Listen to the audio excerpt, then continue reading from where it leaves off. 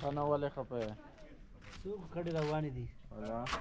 عبیدالله کډه خو روان راولې دی دی عبیدالله دی کډه بس یار عبیدالله انډیوال هم لاړ ملنګ باچا ته وایه ته څنګه یې؟ بس یاره موږ به روان یو له خیره څه به کوو یاره ها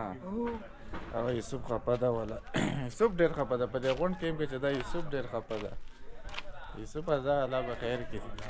دا وایه دا کورونه وګورئ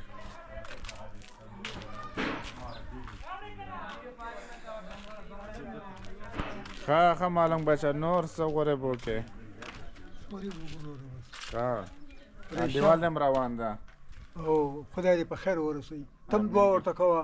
امین تم دعا ورته کوه موږ هم دعا کوو دا یاران دوستان دي ای ټیټ او پاس لاندې باندې افغانستان پاکستان خدای دې پکې امن راولي امین خدای دې پکې قراري راولي موږ به افغانستان په خپل پښو به راتلو پاکستان ته اوړي کې به بیا تلو خپل وطن ته اوه ورځې مزل به مو کوو په خپلو پښو و چې امن راشي هم که نه نو خوند اوم امن تورخم کې یو شی نه و کومه چې دې په تورخم یې غواګانې خره و کوټه کې را اړولې هر څه به را اړول هېڅ شی نه و بټي صاحب و زیاد صاحب و افغانستان کې داود خان و زیاد